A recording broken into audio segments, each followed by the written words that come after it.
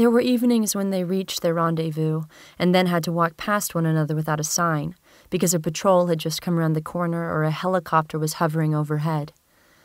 Even if it had been less dangerous, it would still have been difficult to find time to meet. Winston's working week was 60 hours, Julia's was even longer, and their free days varied according to the pressure of work and did not often coincide. Julia, in any case, seldom had an evening completely free.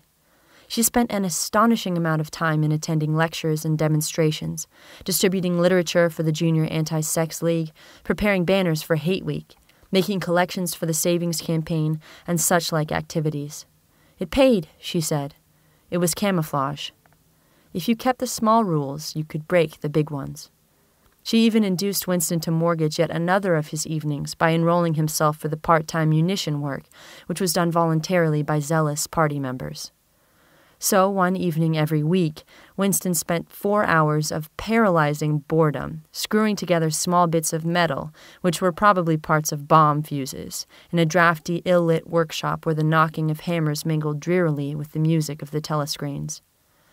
When they met in the church tower, the gaps in their fragmentary conversation were filled up. It was a blazing afternoon. The air in the little square chamber above the bells was hot and stagnant, and smelt overpoweringly of pigeon dung.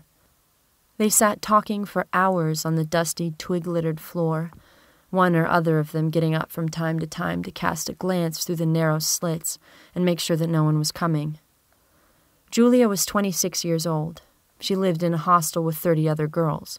Always in the stink of women. How I hate women, she said parenthetically. And she worked, as he had guessed, on the novel-writing machines in the fiction department. She enjoyed her work, which consisted chiefly in running and servicing a powerful but tricky electric motor. She was not clever, but was fond of using her hands and felt at home with machinery. She could describe the whole process of composing a novel, from the general directive issued by the planning committee down to the final touching up by the rewrite squad. But she was not interested in the finished product. She didn't care much for reading, she said. Books were just a commodity that had to be produced, like jam or bootlaces.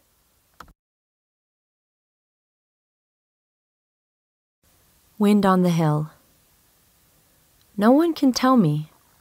Nobody knows where the wind comes from, where the wind goes.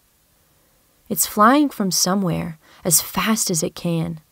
I couldn't keep up with it, not if I ran. But if I stopped holding the string of my kite, it would blow with the wind for a day and a night. And then when I found it, wherever it blew, I should know that the wind had been going there too. So then I could tell them where the wind goes. But where the wind comes from, nobody knows.